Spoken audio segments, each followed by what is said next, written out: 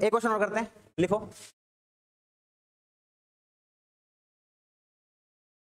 लिखो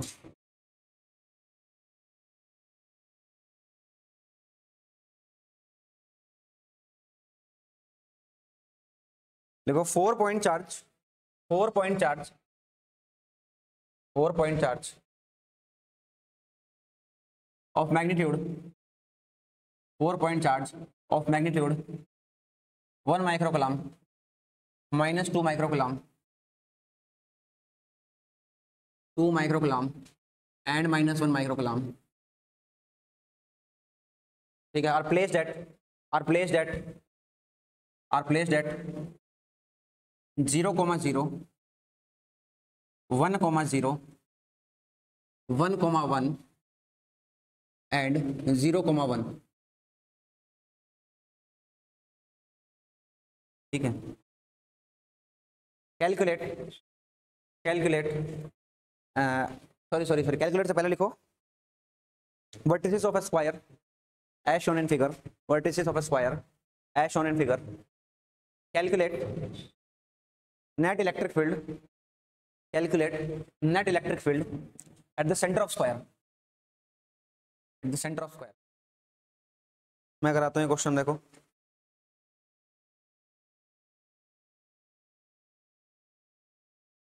सबसे पहला टास्क बताओ मेरे को, सबसे पहला टास्क क्या है? डायरेक्शन। सबसे पहला टास्क हमारा है डायरेक्शन पता चल जाए उसके बाद तो करना ही कुछ नहीं है। सेंटर के कोऑर्डिनेट बता दो जल्दी सी, सेंटर के कोऑर्डिनेट कोई बता रहा है क्या? फटाफट। आधा कॉमा आधा, अरे आधा और क्या, 1/2 1/2। सेंटर के कोऑर्डिनेट क्या होंगे?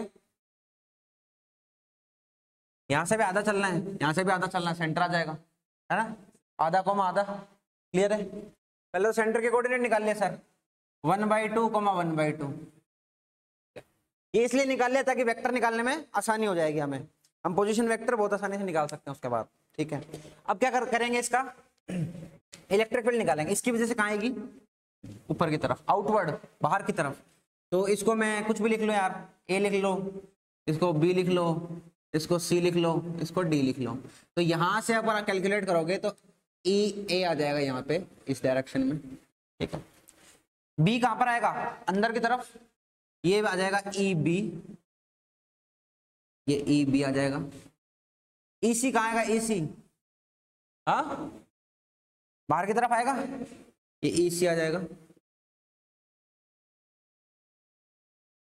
पॉजिटिव चार्ज के लिए इलेक्ट्रिक फील्ड होता है आउटवर्ड, नेगेटिव चार्ज के लिए इलेक्ट्रिक फील्ड होता है इनवर्ड। इससे आ रहा है, तो पॉजिटिव चार्ज के लिए आउटवर्ड, नेगेटिव चार्ज के लिए इनवर्ड, पॉजिटिव चार्ज के लिए फिर आउटवर्ड, और नेगेटिव चार्ज के लिए फिर इनवर्ड। हाँ ठीक है, डायरेक्शन बन चुके हैं, डायरेक्शन इसलिए बना देता हूं ताकि फिर यूनिट वेक्टर लेने में आसानी हो जाती है। उस डायरेक्शन का यूनिट वेक्टर लेके मल्टीप्लाई कर दो, सीधा सीधी ट्रिक है ये तो। ठीक है, एक दूसरा तरीका और रिजोल्यूशन करने का, क्या? ये निकालो, ये निकालो, ये निकालो, ये निकालो, हॉरिजॉन्टल से कोई थीटा एंगल फाइंड करो, थीटा एंगल फाइंड करके फिर वर्टिकल हॉरिजॉन्टल में तोड़ो, उसको आईजे लिखो। बहुत हेक्टिक जॉब है वो, बोर्ड्स में कर लो वो अलग बात है, लेकिन कंपटीशन में वो बहुत भयंकर जॉब हो जाएगी। वो इतना करने में बहुत टाइम जाएगा। अपन तो E1 E2 E3 जितने भी है उनका डायरेक्ट वेक्टर निकालेंगे ना, डायरेक्ट वेक्टर निकालेंगे। ठीक है भाई, इस डायरेक्शन में, इस डायरेक्शन में, इस डायरेक्शन में, इस डायरेक्शन में डायरेक्ट अपन वेक्टर तो निकाल ही सकते हैं, निकाल सकते हैं। तो EA लिखते हैं, EA लिखो। क्या है EA? कहाँ है? ऊपर की तरफ, बाहर की तरफ, मतलब यहां से जाता हुआ कोई वेक्टर ले लो, उसको यूनिट वेक्टर लेना अपन को। यहां से जाता हुआ कोई भी वेक्टर ले लो, क्या आएगा वेक्टर? पहले तो वेक्टर छोड़ो, पहले तो वैल्यू कितनी आएगी? K इंटू कोई भी QA डिवाइड बाई डिस्टेंस कितना आएगा? OA। तो OA का स्क्वायर कर दिया सर, इंटू यूनिट वेक्टर किसका लगाऊं मैं? OA का यूनिट वेक्टर लगा दो, O से A का यूनिट वेक्टर लगा दिया। क्लियर है? सिंपल है। वैल्यू रख दो, 9 × 10⁻9 इंटू QA कितना है? 1 × 10⁻6। OA कितना आएगा? डिस्टेंस कितना आएगा? OA कितना आएगा?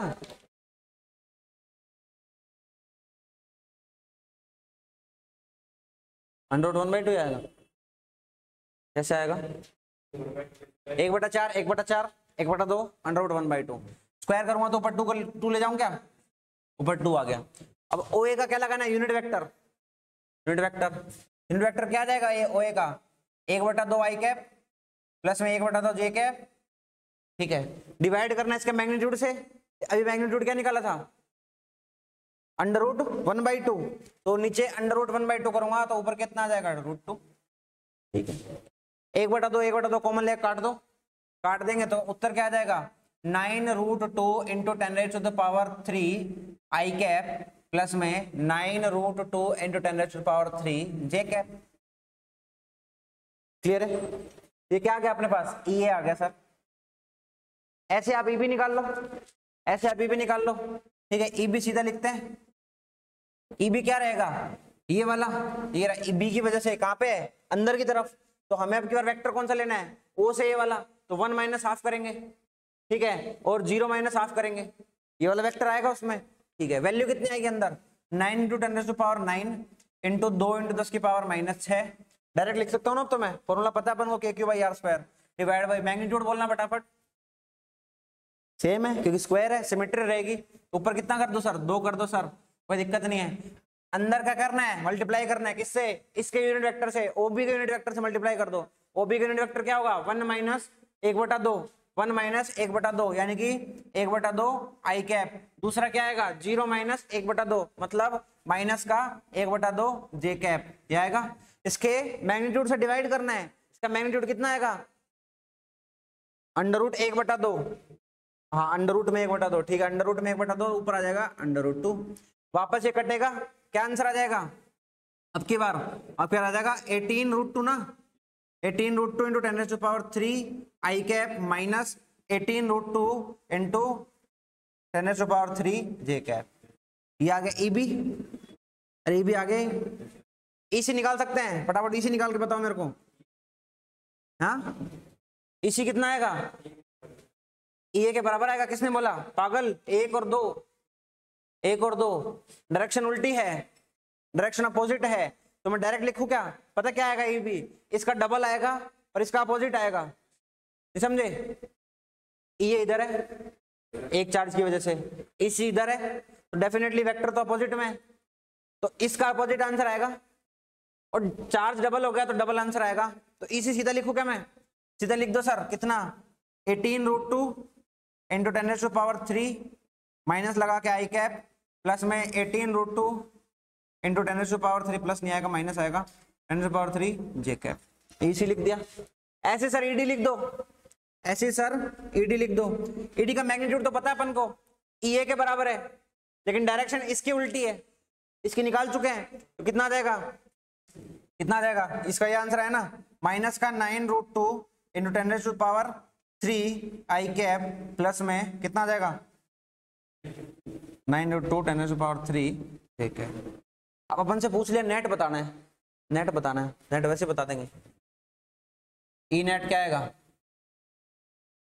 सबको जोड़ना है, सबको जोड़ना है, जोड़ो, इसको जोड़ोगे ठीक है, 9√2 सब साइड में छोड़ लो, 9 को याद रख लो।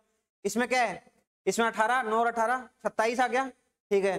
फिर ये फिनिश, सब कुछ फिनिश, ठीक है। इसकी बारी आती है, इसकी बारी आएगी, क्या बचेगा 9, फिर आगे कितना आ गया बी के अंदर, ये रहा, माइनस का 9 बच गया, फिर कितना बच गया प्लस का 9 कट गया, सिर्फ ये बचेगा आंसर में। पूरा आंसर कितना जाएगा, पूरा आंसर आ जाएगा माइनस का 18 √2 × 10⁻³ ठीक है, खत्म आंसर। कैलकुलेशन थोड़ा सा और चेक कर लेना दोबारा, -27 + 27 और 9 9 कट गया, ये 9 और 9 18 हो गया, 18 हाँ सही है, करेक्ट है, नीचे की तरफ आया, ठीक है। अब यहाँ पे जाते हैं, ये आंसर करेक्ट नहीं है, मैच करते हैं, मैच करें। ये इलेक्ट्रिक फील्ड इस साइड, ये इलेक्ट्रिक फील्ड इस साइड, ज्यादा कौन सी है, ये वाली, ज्यादा ये वाली है, तो इस साइड क्या बचेगा, यहाँ बना रहा हूँ पॉइंट, यहाँ बना रहा हूँ, इस साइड क्या बचेगा, इस साइड बचेगा सर EC - EA बचेगा, है ना। फिर इसकी बारी आती है, ये फील्ड इस साइड, ये साइड इस साइड, ज्यादा कौन सा है EB, तो ये नेट इस साइड बचेगा,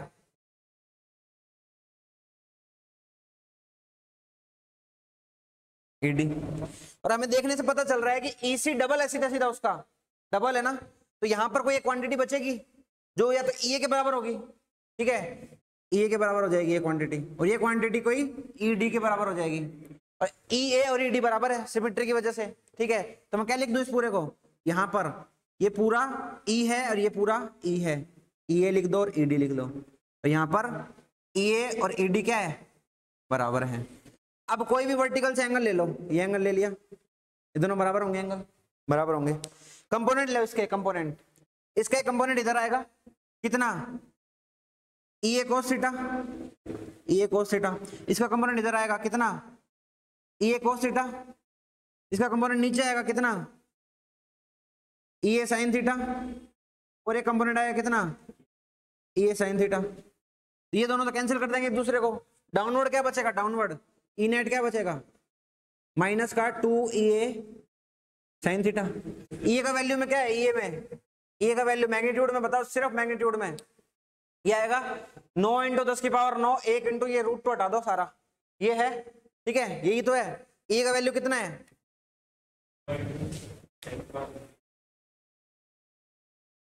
हाँ, तो ये कितना है अपने पास, 9 × 2 तो बाहर है ना, 2 है ना, ये 18 कर देंगे सीधा ही, तो -18 × कितना आ जाएगा, 10 की पावर 3 × 2, ठीक है, 2 आ जाएगा।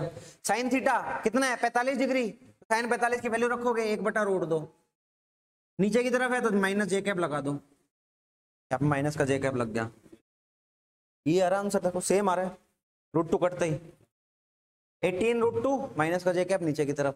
तो आप ऐसे चेक कर सकते हो, आप डायरेक्ट कर सकते हो, आपकी मर्जी है, 2 मेथड हो गए।